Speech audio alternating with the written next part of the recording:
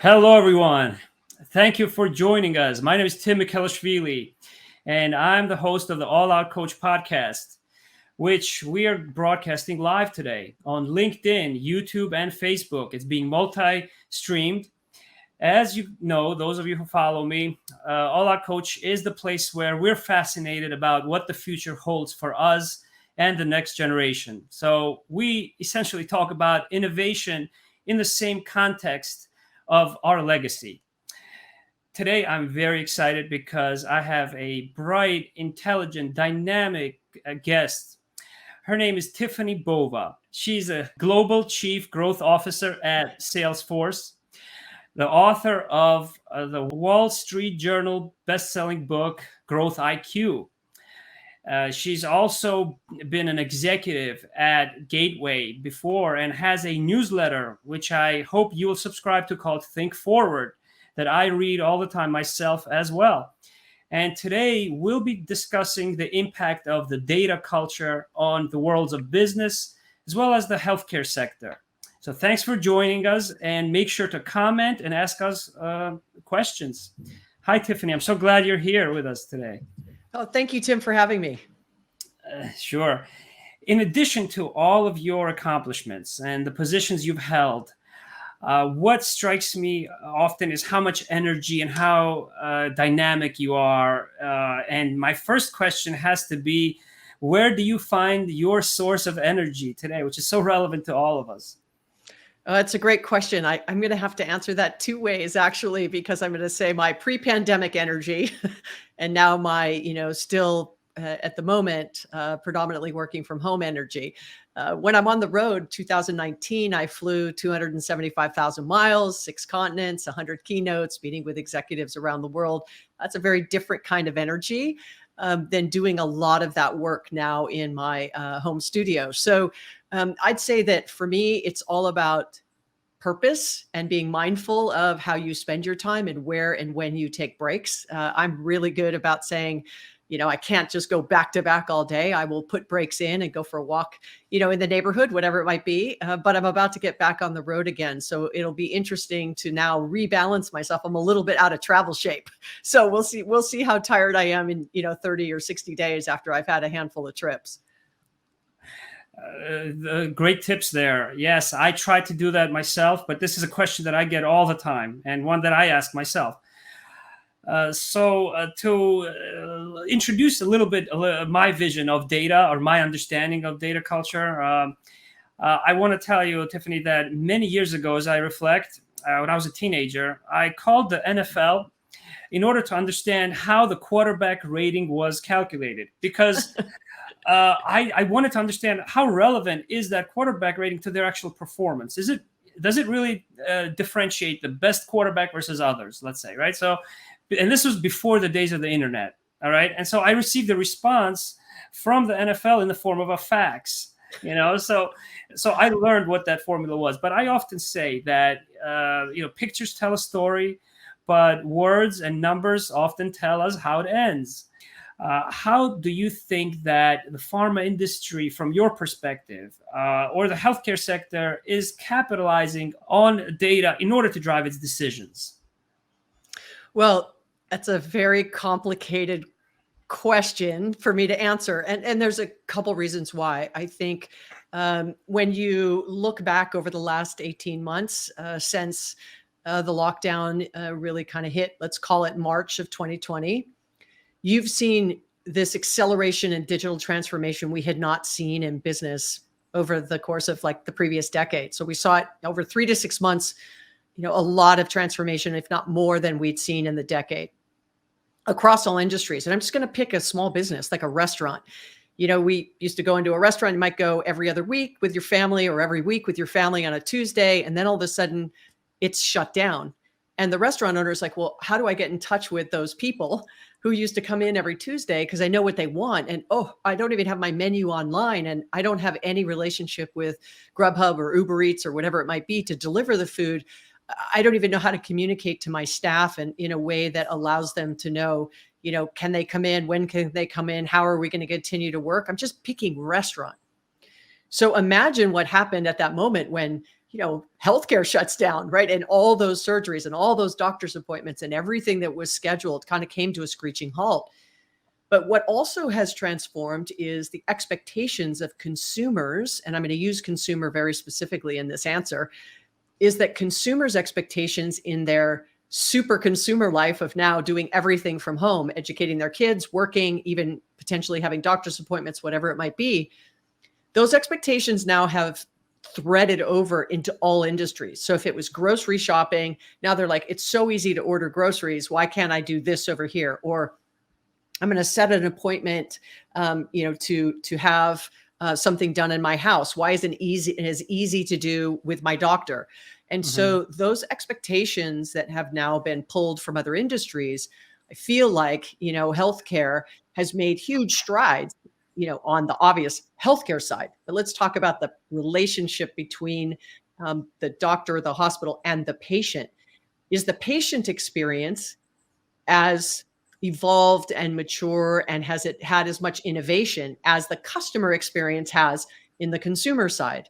And that's where I think there's a tremendous amount of information, and data is at the foundation of that. I remember when you mentioned I was working for Gateway Computers. I'm going to date this. This was way back in 2004, but in 99 and 2000, right when Y2K was happening, I was deploying one of the very first technology stacks that was going to manage and track HIPAA compliancy back in 98, 99. And I remember that conversation. It was out at Loma Linda Hospital here in Southern California. And I remember it really, really well. Fast forward 21 years, still data is very difficult to be shared, between doctors to provide a better patient experience. And so I think that in a highly regulated industry like healthcare, it's hard for you to just say, well, if you can do it over here in retail, why can't we do it in healthcare? But I will say, there are things we could be doing better to just improve at the layer without sharing data, but just talk about that experience. And then you have to solve the sort of big data problem, which is a totally different conversation. Yeah, the fact that our industry is so regulated, and as a lot of my network, probably the majority of those who listen to All Out Coach are in a healthcare or are related to a healthcare field somehow, I think that's been a major barrier. Although there is some, innovation and important movement, towards featuring operations and data, as new departments are being implemented and initiated in my industry. So I want to interrupt before we continue our discussion here, and just acknowledge a lot of those who are joining us. Tiffani, Stan Phelps from IBM, an executive keynote speaker, so he's joining the conversation, as well as Sazan. He's greeting us from Canada, joining us from Canada. And also Dr. Talia Miron-Schatz, who's an expert on medical decision-making. In fact, I'm going to cite one of her studies that she introduced me to recently on a previous episode. And then we have a comment from Stan Phelps here. So thank you, Stan. So I know that you consult many different organizations and you help them drive that customer experience. And you often speak about B2E, right? Business to experience instead of B2B, right? Or B2C. So I think that, as you mentioned, now healthcare consumers is the new trending term, where patients are now more demanding than ever, right? In terms of their care, and they're exposed to so much data out there, yet they don't have the training and often are not able to interpret that information or misinformation that surfaces online, right? And so, in fact, Dr. Talia Miron-Schatz, she mentioned a recent study in which over 2,000 physicians were surveyed. And they were asked, did you prescribe a medication or procedure that you otherwise didn't think was necessary? And they said yes. And 80% said so because they were afraid of being sued, but 59% also said that they didn't prescribe the right medication or procedure because the patients demanded them.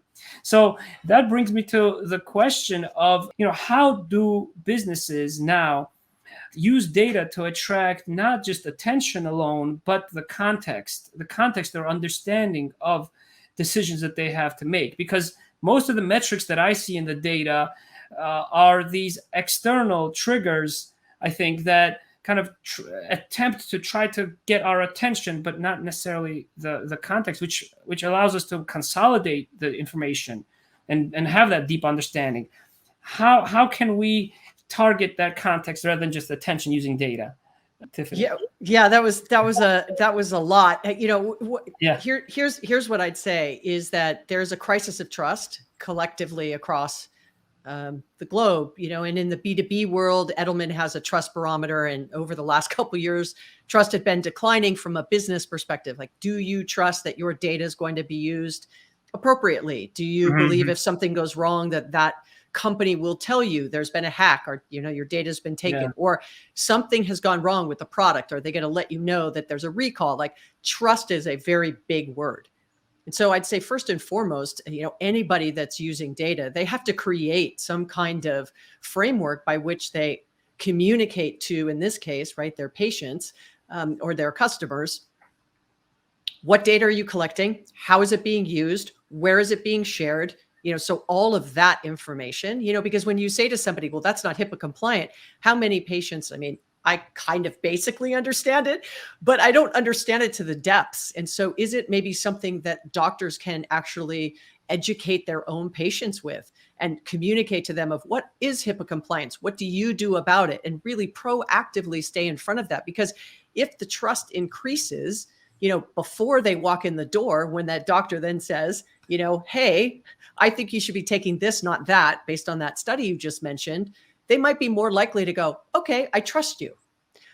Because if they're just like, look, I did a, 12 a.m. to 6 a.m. Google search to, Dr. Google and try to figure out what I'm supposed to do. And then I say back to the doctor, I want to take this, not that. I'm basing it on maybe information that is not even accurate and valid. And so I think specifically in the healthcare industry, especially today, it is all about trust. And how do you build that trust? And how do you use data to create a more trust-based relationship on value? And in this case, really communicating and almost over communicating.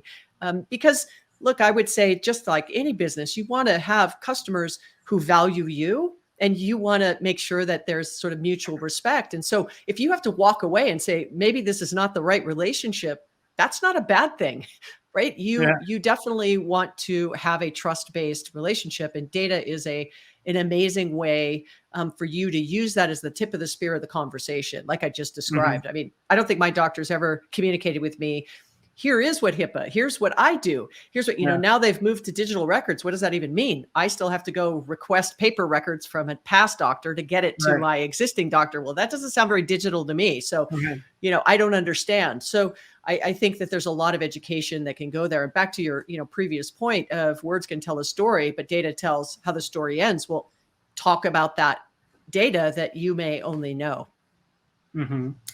Yeah, those episodes and instances of going from one physician to another are ones that I talk about a lot.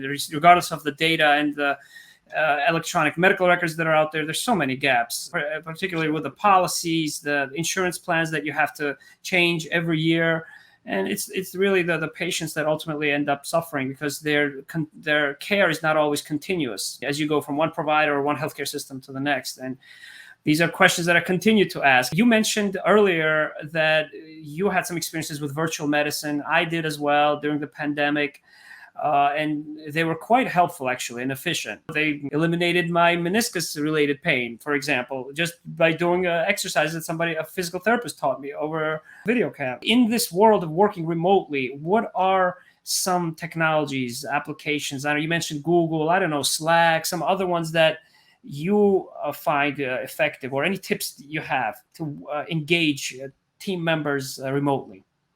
Well, the first thing I'd say here, especially around what we saw over the last 18 months was this sort of renaissance of something we call the appointment economy, and making appointments in areas that you otherwise would not, right? You make a doctor's appointment, you make an appointment to see your attorney, there are things that you will make an appointment for naturally, but, going and picking up your holiday tree, or going and doing, walking through a pumpkin patch and, doing a Halloween event or something like that, where you would just show up.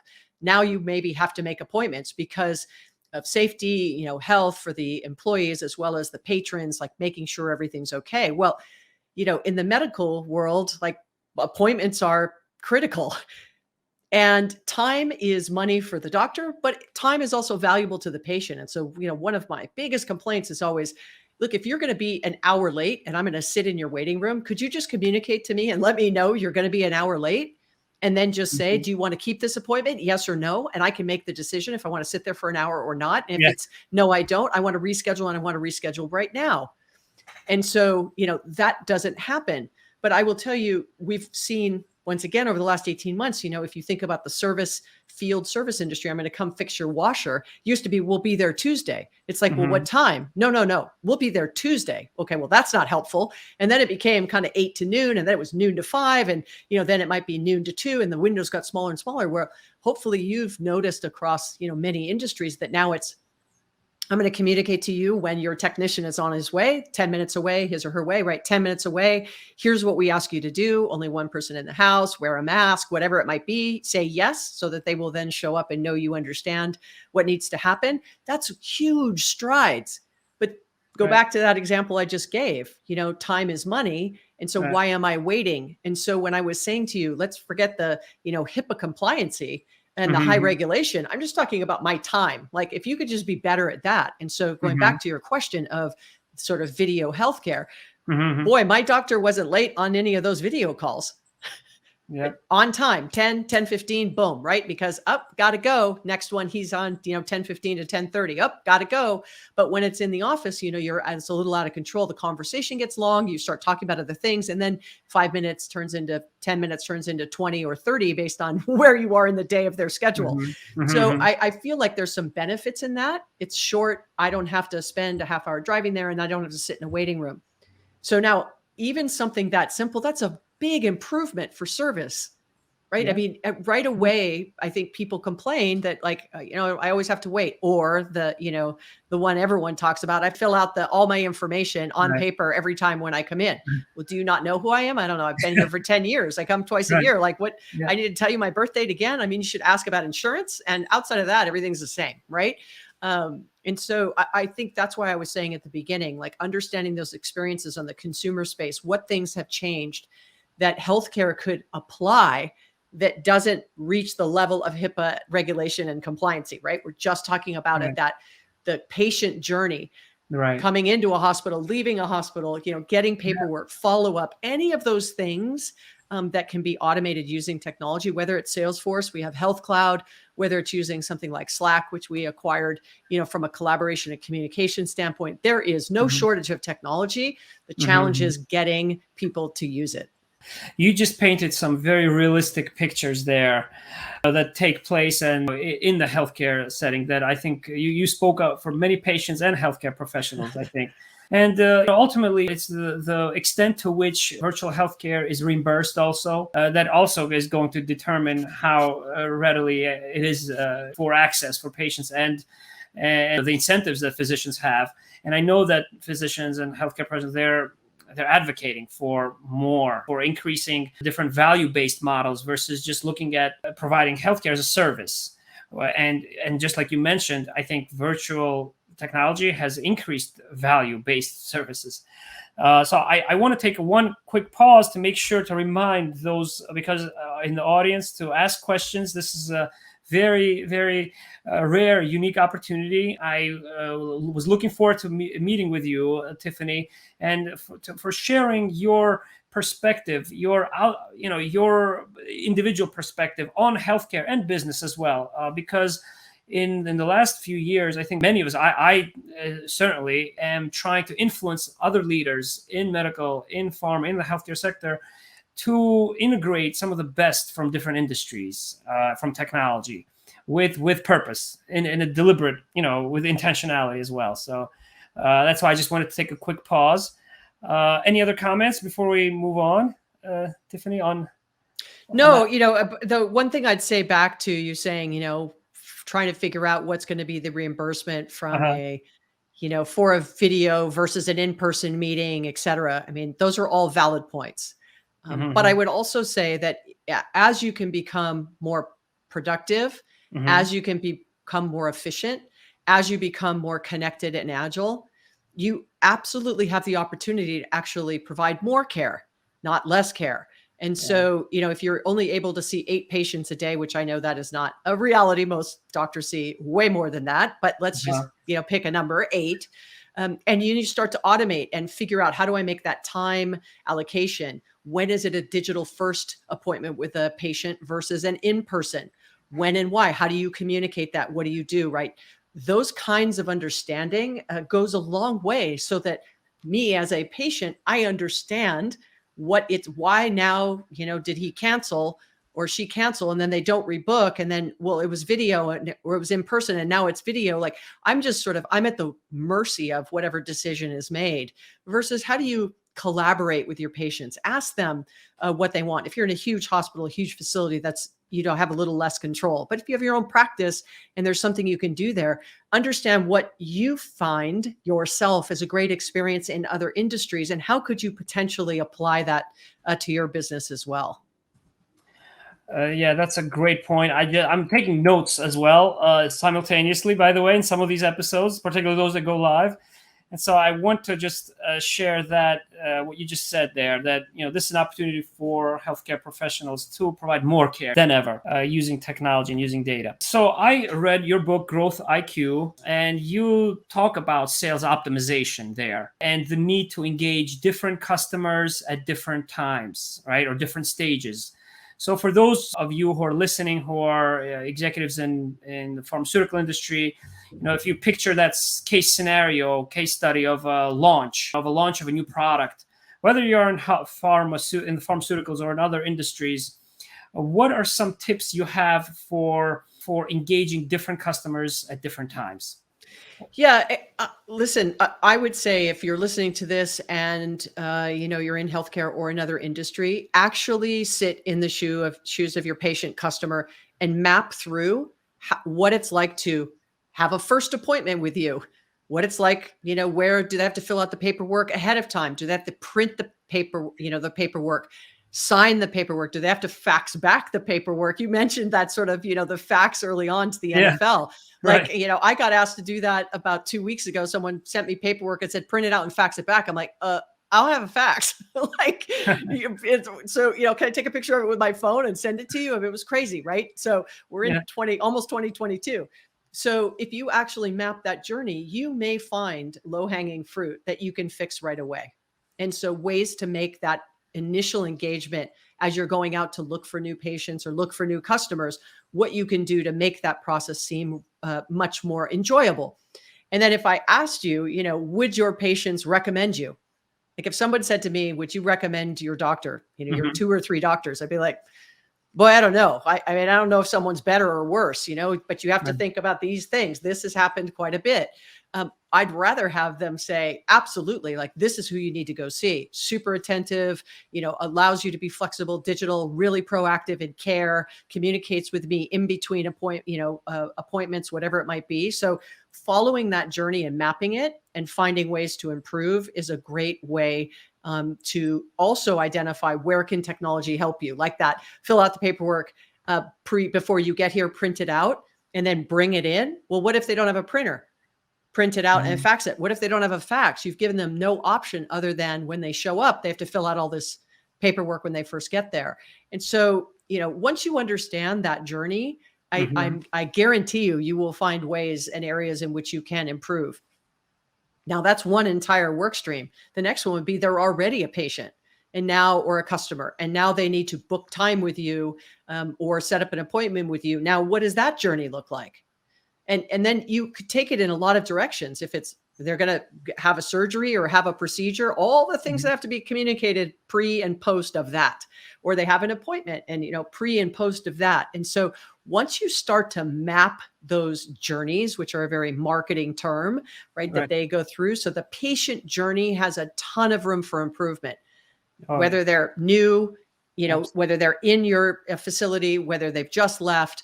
I did some work many years ago prior to joining Salesforce. I was a research fellow at Gartner Group, and I was working with a large hospital facility in Texas, a cancer facility. You can figure out who it is. And we were talking about, like, post-care, that they were sending patients home with a laptop. so that they could have those video conference calls, in the 60 days after cancer treatment and while they were still coming in. And they Wow. would lease those. Now, this was now probably 11 or 12 years ago. Wow. So that was really progressive, but Yes. their patient care was high. Their satisfaction was really high. Mhm. Care was, that was a time where it was, you don't want to go to that hospital. Let's just say that, right? You just don't want to go there, right? Because of what they specialize in. But if they could make that entire patient experience better for the family and for the patient, look, it was MD Anderson. They just, really pushed the envelope on how do you do that care. So I think that there is opportunities even for very large facilities to really think about the patient and how you can improve that, doing things that they are now. Remember, everybody 18 months ago might not have been as digitally savvy. Today, Mhm. almost every age group, even if you're Right. into senior care, is much Mhm. more digitally savvy because they had to Yeah. do everything online. So I think it's a great opportunity now to capitalize on it. Yeah. Yeah. The physicians themselves, they're now raised on social media platforms. But wearing a different hat now, more of a business hat, let's say, if you, let's say, launch a product, there are different types of customers that I know. For example, Scott Belsky talks about in The Messy Middle. Those customers that initially are willing to pay, then you target those who are more forgiving, he says, and those who are, then you expand and diversify those customers. So what are any other business specific types of insights that you have on approaching the launch, or post-launch of a product? Sure. So I'm going to go back to what I said about trust. If you have high Uh-huh. levels of trust with your customers, your existing customer base or patient Okay. base, right, is more Yes. willing, one, to try new products and services from you. They're more willing to forgive you if something goes wrong, right? And be like, oh, but even though something went wrong, I trust that they will do right by me and I will move on. You've already spent the money on the acquisition of that particular customer or patient. And so, I would say when the pandemic first hit, I was advising as many people as I could to go back into the base of customers or patients or whomever, whatever definition you want to use, to go there first, to understand what do they need, how can I give them better service, what is it that I currently offer that they're not using. Because the fact that you just mentioned him that you're launching a new product, if you only have one product and you're launching a second, then this doesn't make sense. But if you have multiple products and your average customer only has one, you have a lot more things you can already sell them before you introduce something new. So there are ways in which you can be better about taking care of the existing base in a way that makes them feel that you care about them. Now, that's one whole conversation. The other one is, okay, I'm doing those things over here with the particular, once again, I'm just going to use my doctor. I never hear from him. I have to call and go, is it time for my annual appointment? And I do it around the same time of the year so that I do everything. And I remember when I do it actually with clock changes, because then it reminds me, okay, these are the things I need to do when the clock changes, but it's not proactive. I have to chase, right? Oh, it's time for my appointment. Do I need this? Do I need that? When is this? When is that?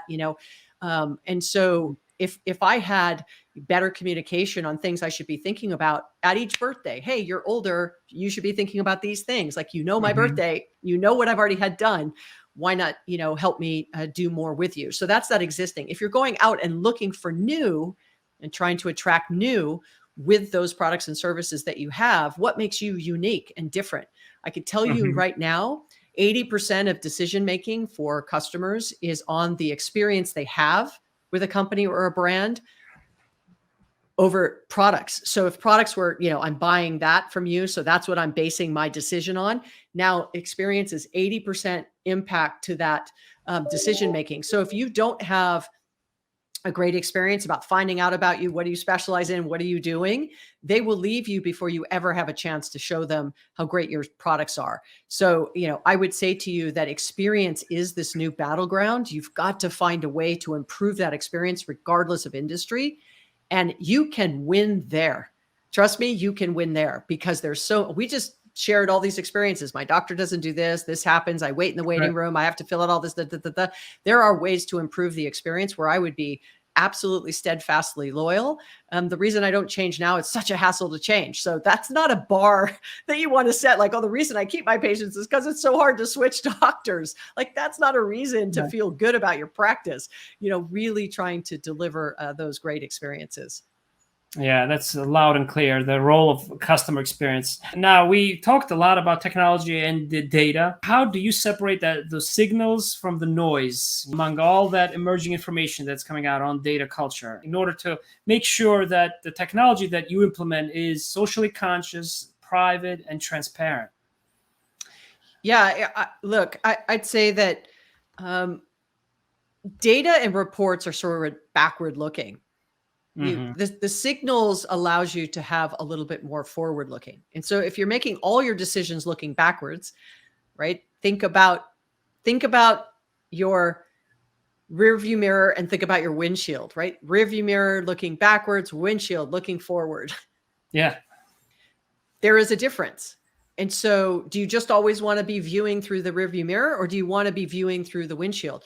The rear view mirror is going to, help you define, okay, wow, I see that, this is happening behind me. I need to make a different decision.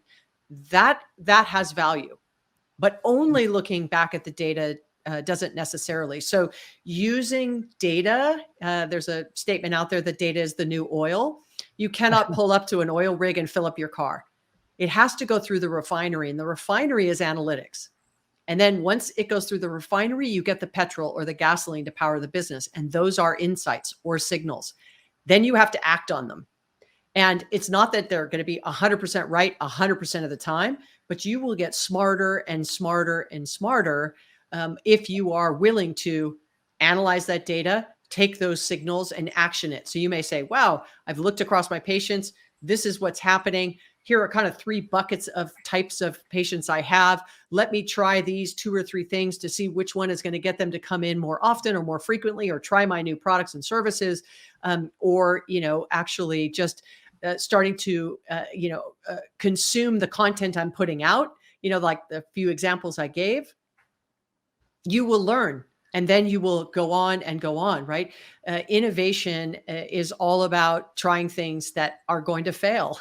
And I always say, like, unless it's going to kill somebody, which in this case it might, because if we're talking to the healthcare community, or it's illegal, don't do it. But if it's not either of those 2 things, what's the worst that can happen? It doesn't work. You learn from it and you move on. Yeah, like Winston Churchill said, I think, right? Success is going from failure to failure without losing enthusiasm. Yeah, and it's hard. It's hard. Look, and I think that technology can be intimidating. New ways of doing things is really difficult. Change is hard. The backbone to any of this that we've just talked about is personal growth. And you have to be interested and willing to try things that you're not comfortable doing, that you don't know the answer to, that might not work. And that isn't a safe place for many. So it really takes sort of the fortitude to say, look, I'm going to give it a try. I'm going to learn from it. I will be better at the end of this. And so if you just change, 1% every day of something you do, how you send out emails, what your emails are, like 1% every day, a year from now, you're going to be miles ahead of where you are right now. If you try to change it all at one time, I guarantee you it's going to be probably too much to absorb personally and or for your team and your business or your practice. And so those little pivots every day are a way to lean into all that is now available to us from a technology standpoint. And not all of it may fit for you, but at the end of the day, if you keep the patient at the center of those decisions that you make, you will always be going in the right direction. Tiffani, I'm actually making it a point to display your analogy there with data and oil and how it needs to be refined before it's used. Thank you very much for your insights, your enthusiasm, and your authenticity and being authentic, and you're very candid with us. How do you stretch yourself or lift others in the latest project of yours? What can we look forward to that you're working on now or next? Yeah, thank you for asking the question. I would say that I have talked a lot about the power of businesses connecting with their customers and or patients and improving that relationship by leveraging technology.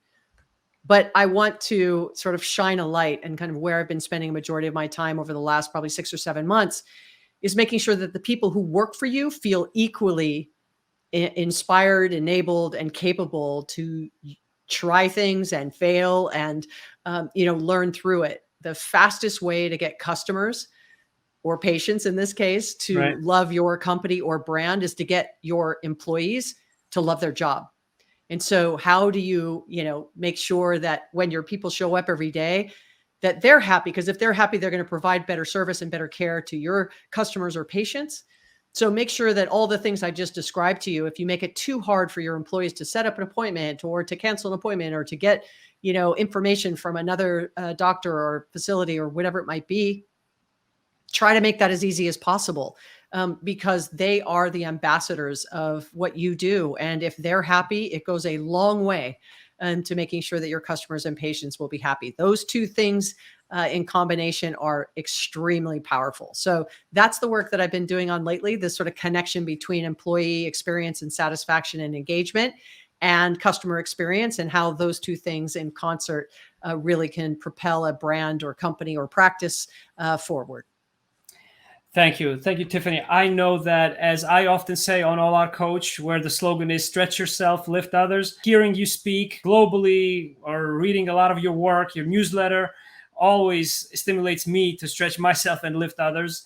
So I look forward to sharing this episode here with others. I'm going to upload it to my podcast. Make sure to subscribe to the All Out Coach podcast, as well as to the What's Next podcast of Tiffani Bova. It's a top 50 sales podcast. She is the personification of the types of leaders and mentors who don't just say you've arrived at your destination, but who ask you, where's your next destination? Thank you, Tiffani. Oh, thank you for having me, Tim. I hope I did justice. I don't get very deep in particular industries, but I am passionate about getting better healthcare for myself.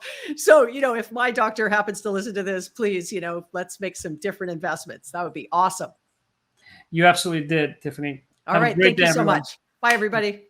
Oh, we do have a few questions. Oh, okay. So if you don't mind sticking around. So there's a question from Lindsay Cohen. Oh, it's a comment. Okay, there. So she thanks you. I just wanted to acknowledge her as well. Kirk Shepard, a renowned physician and leader in the pharmaceutical industry. He's thanking you as well. And Sazan again. As well. So thank you very much, Tiffani. These are just last minute comments. Oh, good. Great. Yeah. And then I'd offer up to everybody, who listened in, to follow me on LinkedIn, and also give me feedback back. Look, I am always open to, hearing what resonated, what didn't, and what are the things that, I can improve upon as well, because I do a number of these. And so if there's things that maybe really resonated with you, I'd love to hear it. So please do connect with me. Absolutely. Thank you, Tiffani, again. All right. Bye-bye. Bye.